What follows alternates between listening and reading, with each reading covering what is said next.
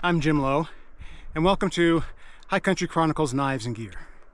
It's Monday, July 7th, 2025. Chris and I are in the Emigrant Wilderness, making our way up to what I call the off-trail lakes. And that would be Pingree, Big, Yellowhammer, and some of the lakes that are scattered out in that area. If that's something that you might be interested in, please continue to watch. I seek solitude and rest. Take the stress off my chest. Words are empty when majestic is everywhere. So it's Monday, July 7, 2025, and Chris and I are at the Crabtree Trailhead. Our first day in takes us from Crabtree Trailhead to Pingree Lake, which was approximately 13.5 miles over 7.5 hours, with 2,200 feet of climbing. Some of this required route finding, and some of the trails aren't on standard maps. I would recommend anybody that endeavors to visit the trails that we go to over the next 5 days to carry at least 2 maps. One map that's really good for some of these older trails is the topo map of the Emigrant Wilderness that comes with the Emigrant Wilderness guidebook by Ben Schifrin. I've been struggling with my fitness this spring, so we'll see we'll see how I feel as the day progresses. I'm struggling so much that I've gone super light today. Early on, my pack was weighing in about 27. I think the final weight is probably sitting around 30, which is probably 5 pounds less than what I might typically strive for, and 15 pounds less than the error that was last summer's Labor Day weekend trip. Now this part's a trek that I filmed many times in the past. We're going to send the Crabtree Trail until we get to the Pine Valley cutoff, and we're going to go Pine Valley. Pluses of that, less elevation gain. Minus of that, possibly mosquitoes and more heat.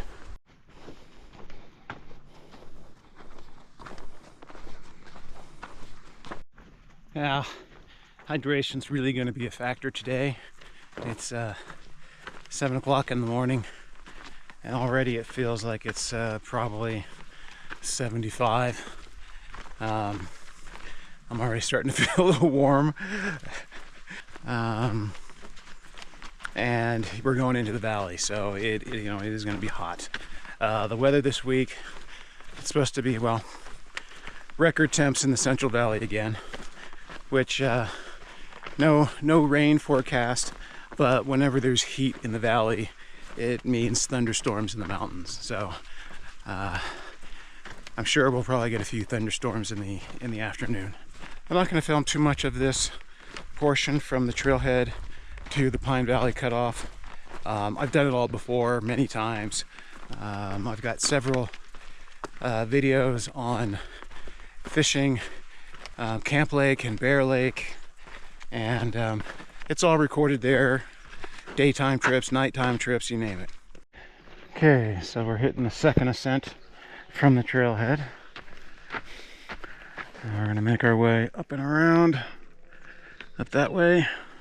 We're going to crest the top there, and then we'll meet the trail to Pine Valley. I'm cresting the top, and the one thing I don't want to do is miss the trail split. I've come up here before and completely walked right by it.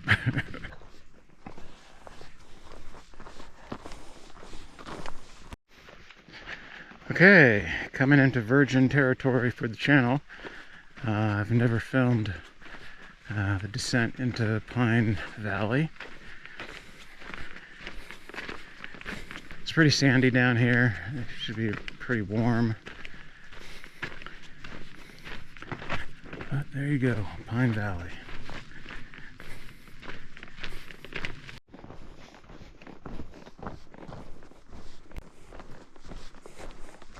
So we switch back down a little bit before heading out to Grouse Lake.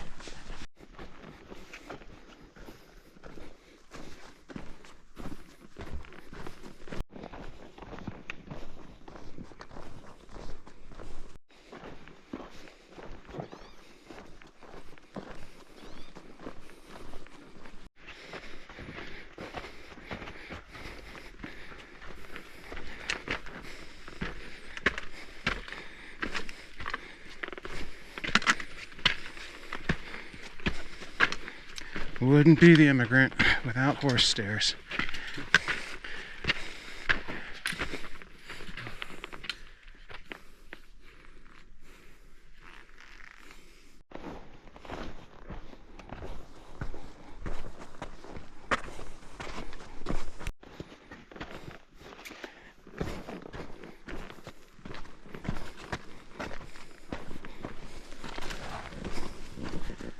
First sign of the creek.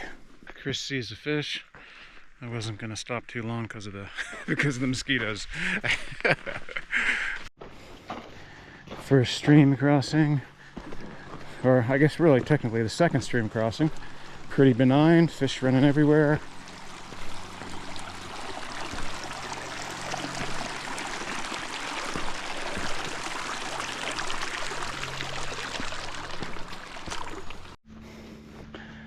A lot of fish activity here. Tiny.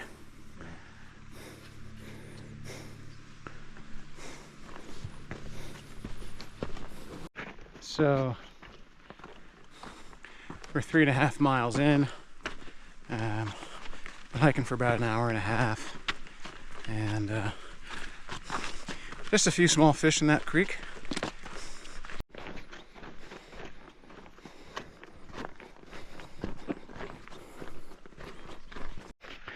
So you can see why I don't prefer this route going into the Emigrant. It's generally fairly featureless, hot, buggy, sandy, all the things I don't like.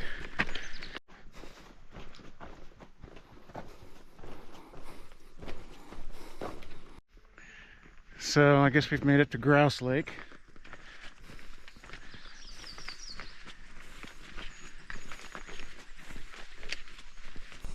Definitely a lake I would not come visit this time of year. I'd give it another month before I'd visit it, just because of all the bugs.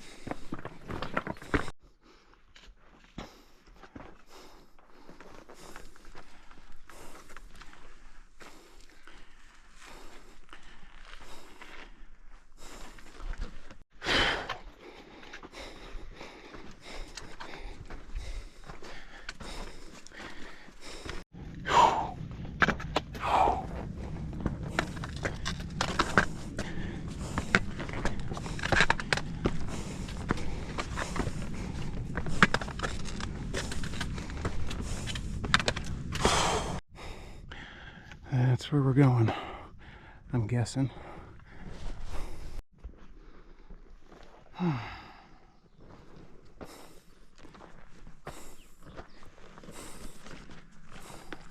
Okay, so we're taking a short break at the top of this plateau.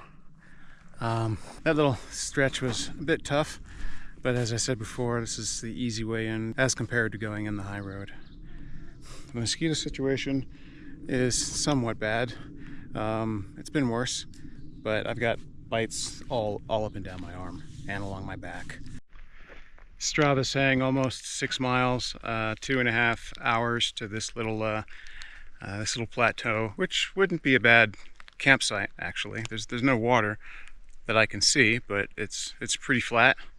So if you didn't want to do it all in one day, this might be a decent stopover place. Dusty trail, dusty trail, dusty trail, mosquitoes, dusty trail, mosquitoes. So I know this trail because, I don't know, 10 or 12 years ago, I did a fast pack and fish trip up to Rosasco and a couple of the unnamed lakes looking for big fish. Didn't find any big fish, but had fun doing it.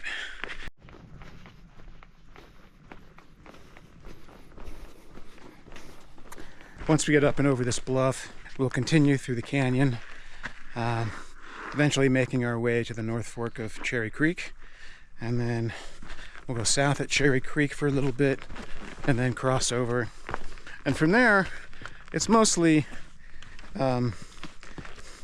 off trail, you know. I mean, there are some used trails there, and some trail ducks to follow, but most of the newer maps don't show these trails. Fortunately, I've got an older map that has all these little used trails marked. It's cooled off a little, which is nice. That'll take us up to Paiute Meadow. If we were going to deer, we could go that way. This goes off to wood.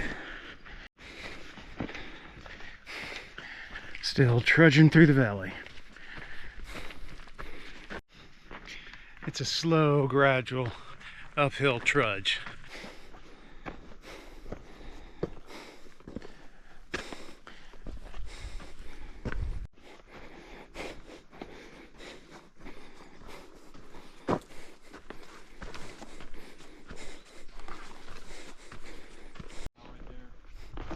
What's that? Mountain quail. Mountain quail, oh yeah. Little Sierra chicken.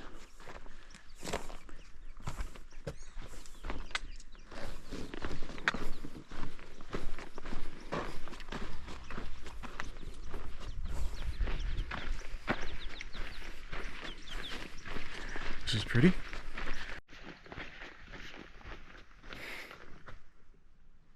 Okay, I hear water and we're starting to head down.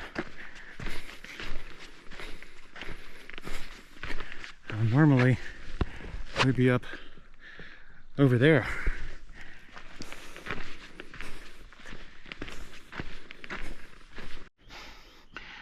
And this is why I love the Emigrant. So beautiful.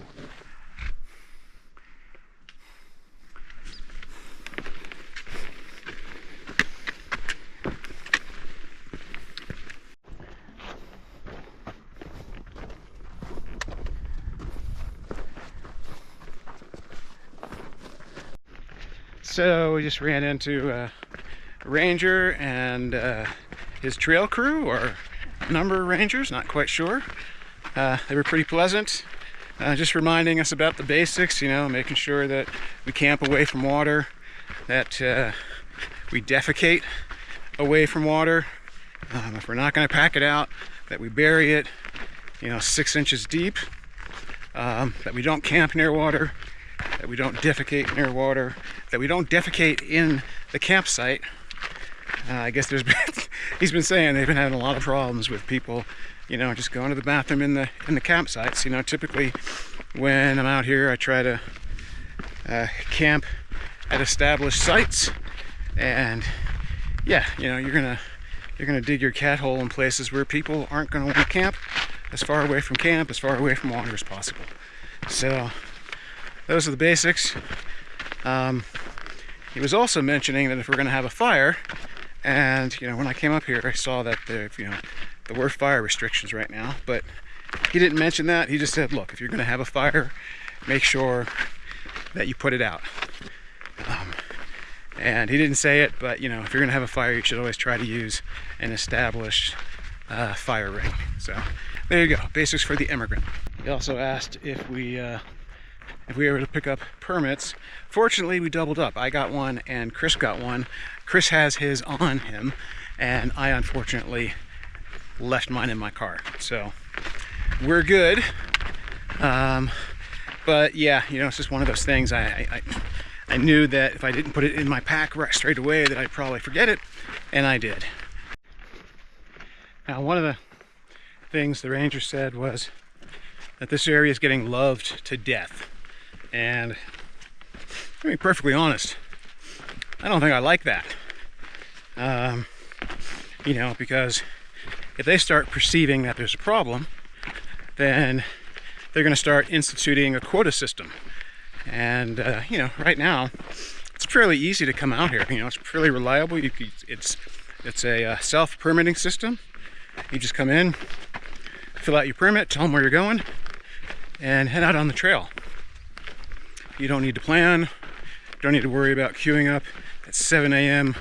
on a Saturday morning to get a permit. You just get up and go. So, you know, he was saying that they were getting 10, 20,000 people a year in here, and every little bit does matter. You know, you think that you're one person out here in the middle of nowhere, and you know, you got the best intentions, but maybe for some reason, you know, you're going to let this one little thing slide.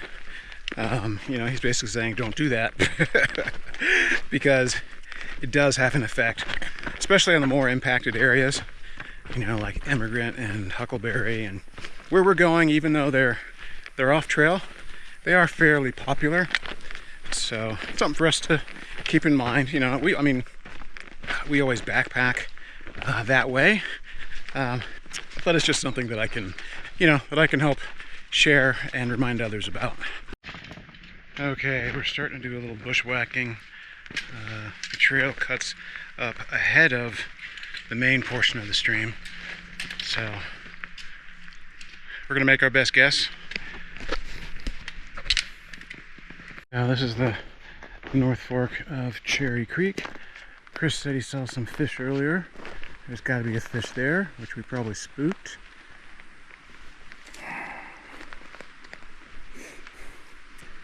I'm not seeing any, although that wake didn't happen for nothing. Yeah, not seeing any.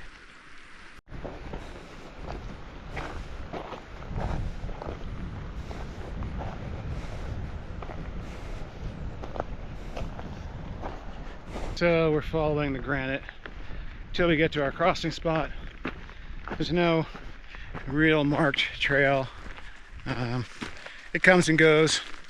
There's no trail ducks. But over behind this bluff is where we want to go. So we're not too far yet. And you can see there's a vague, you know, just a scant trail right here.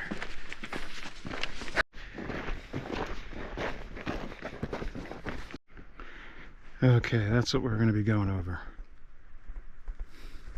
Okay, we're pretty much where we need to be. We're just going to continue on the trail to see if it swings us back around, and if it doesn't, we'll cut back and cross over. This is definitely one of those places where you don't quite know where the trail is until you're right up on it.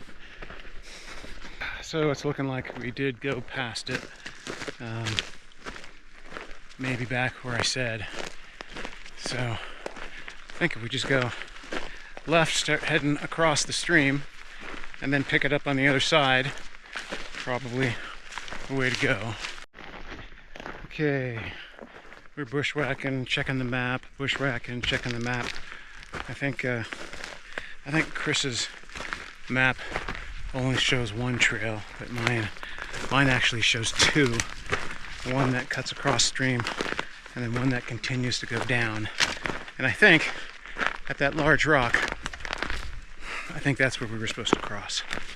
So my memory and our maps are different. My memory was cross over, catch the trail, zigzag up and over to the left and then up, whereas the map is showing we should have come in that way and then gradually gone up. I'm going to check my older map and see what my older map says. Okay, so we've decided to go ahead and cross here and then make our way back. We just got to get up over this, so you know, whether we do it through here or go way out back doesn't really matter too much.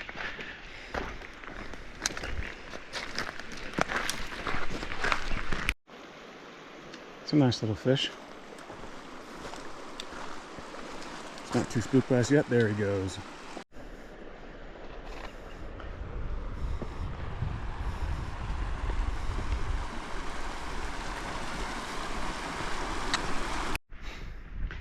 Okay, we found the trail. Chris's map says there are two. This is not the trail that I took when I went up. So there are about a half dozen crisscrossing trails in here. Hard to know which one is the one on the map, but as long as we make it up over this bluff, once we get to the top, Rosasco is basically right there. So this is where the two trails meet, and that's the trail that I was looking to take. And then the one that's on most of the maps is the one that's down here. You can't really see. Not much room to get some perspective, but this goes over to between two trees, and then this comes through here. Now this looks pretty well defined, and then when you get in there, there's just a, you know, like a half dozen crisscrossing trails. Basically, you just need to get down. It doesn't really matter how you get to the top. Once you get to the top, you start seeing trail ducks. But that's the saddle we're going for right there. Still climbing up. So this is the V that you go through at the top. If you've crested the top and you're not going through this little V, you're in the wrong place. There's our first view of the lake.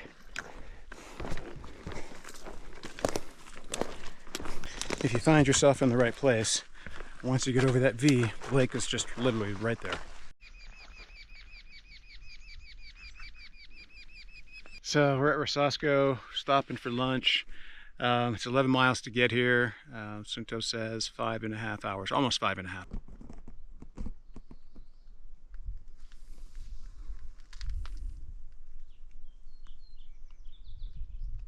Now, there used to be fish in here. The last time I was here, I caught plenty of fish, but we haven't seen any yet, and I've heard that it no longer has fish. Hopefully what I've heard is wrong and we see some fish sign while we're here.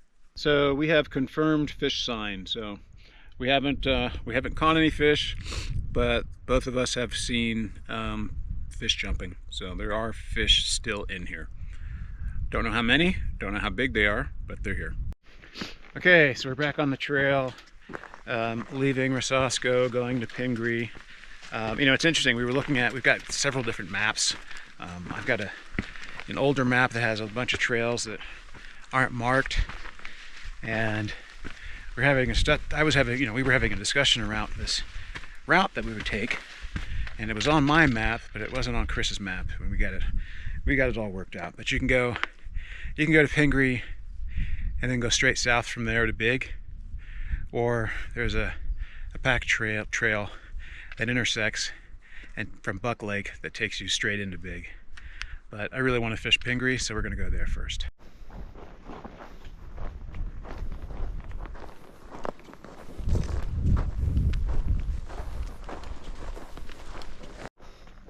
So far it's pretty rolling to Pingree. Lots of route finding. Trail tends to disappear, but it does seem to be true to the map, so it's been somewhat easy so far.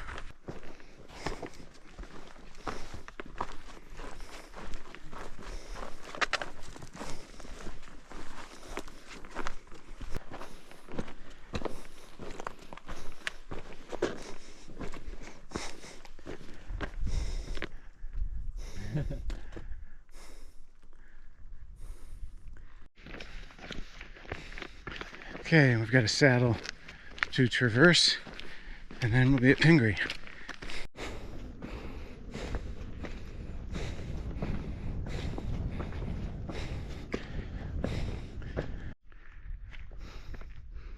Okay, we're following the ducks in the granite up this granite slab, and they seem to be taking us over here to this low point. They're scattered sort of all over the place, not really in a line, but it seems to be where we're going. Reminds me of that last pitch coming into Lake.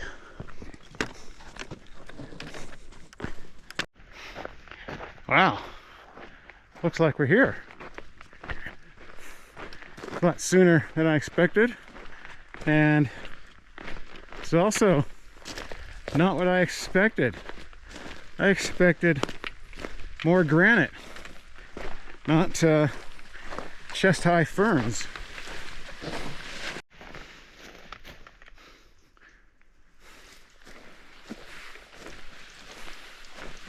Mosquito situation isn't too bad yet.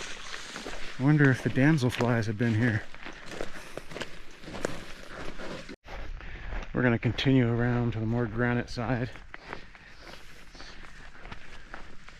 Hopefully it'll be less buggy and we can make a quick exit tomorrow.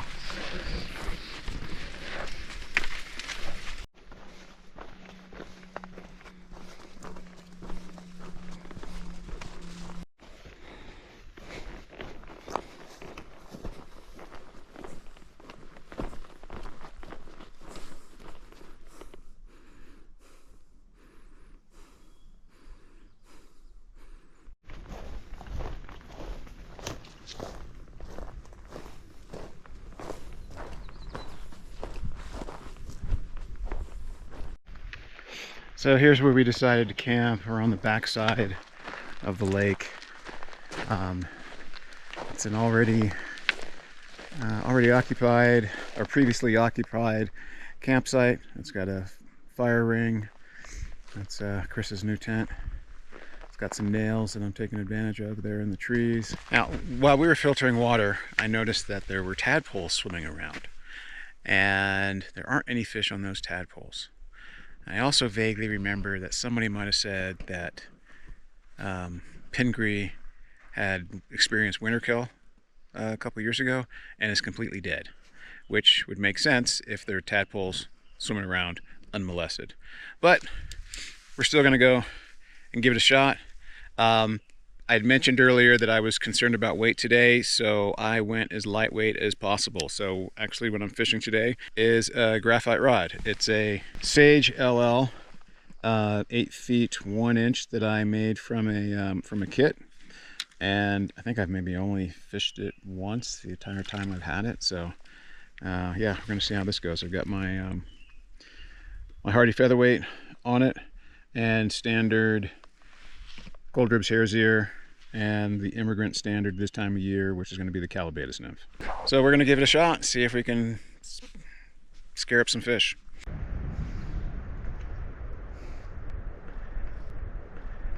Chris is fishing there, and I'm going to throw some casts in here. The plan is to fish fast. You know, I mean, I probably saw half a dozen tadpoles swimming around in here. I have no expectations that anything is going to take my fly. So that's why I don't have my waders on. I'm going to just basically stick and move, get to spots that are easy to get to, make some casts and move on, and we'll see how that goes.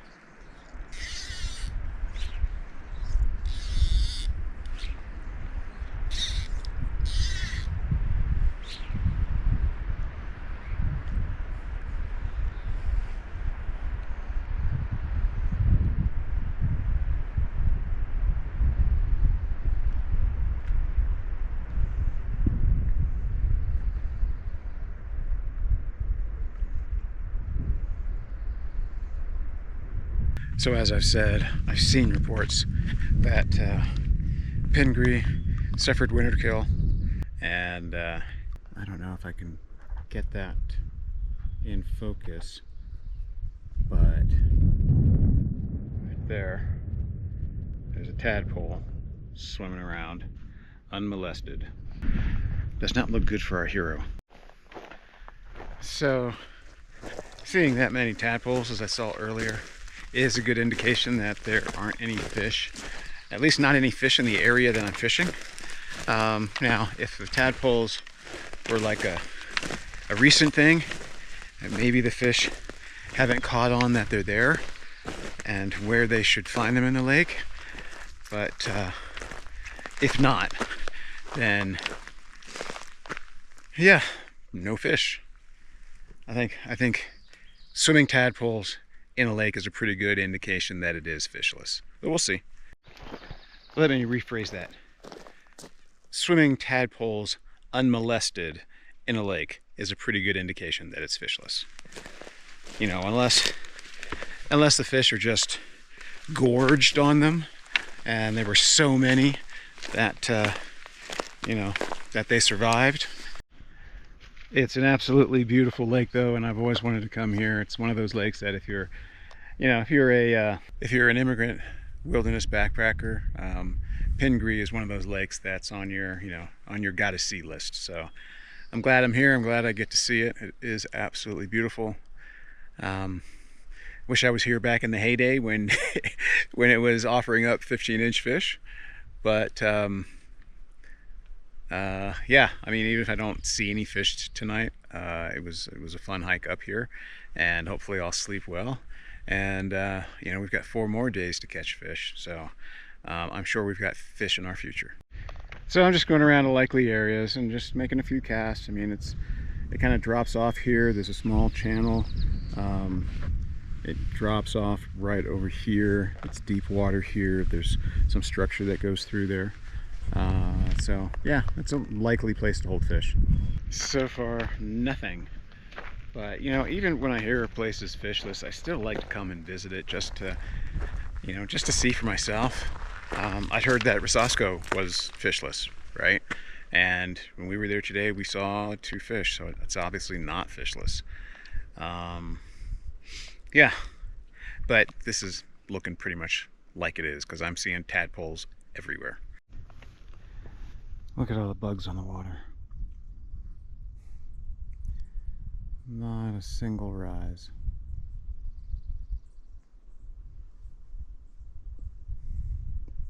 I am happy to say that it's not as buggy here as, say, Buck Lake or Emigrant. Although I'm starting to get bit now that I'm walking through this marshy area. So, you know, if you're not a fly fisher, if you're just a backpacker, like I said, this is like a bucket list lake for immigrant backpackers. Definitely worth a visit. Especially this time of year. I mean, July 4th weekend, and you know, relatively low bug count compared to the rest of the Immigrant. It's a pretty good destination. This looks like it'd make a fairly decent campsite. There's a fire ring right there. And there's the lake. Let's see if we can get close enough to make up a cast. Okay, this is looking a little bit shallow. That over there might be good.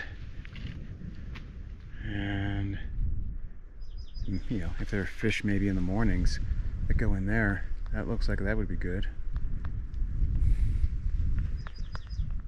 Nothing going on right now. Gonna see if I can walk the bank down by that rocky area. Back to the fern area. I think I'm gonna try to bypass it a little bit.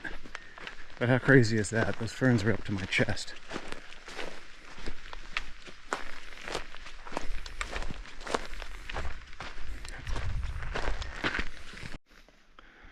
It's looking pretty shallow over there as well. So, not great access without my waders. It is amazingly beautiful. Chris said it was like Jurassic Park in here, and it definitely is like Jurassic Park.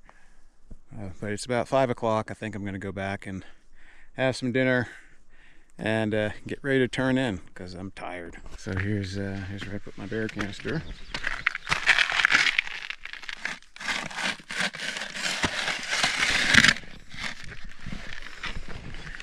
Back at camp, I'm going to leave my rod strung up in case we're wrong, and we wake up tomorrow morning and the lake's going off with fish everywhere. We'll be ready.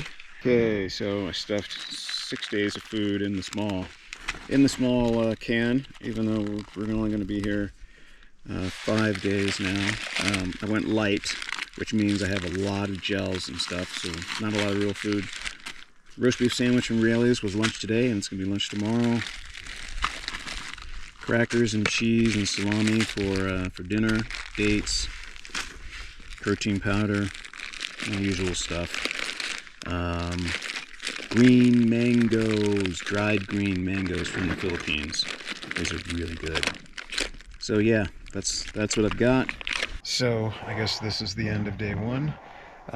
Story of day one basically is, we were initially going to go into Huckleberry, but I really wanted to fish these off-trail lakes, and the way that we had initially had this scheduled out, it was going to be more than just a 5-night trip. So we decided that we'd come to Pingree instead and then focus on the off-trail lakes, and I think that's going to work out well for us. So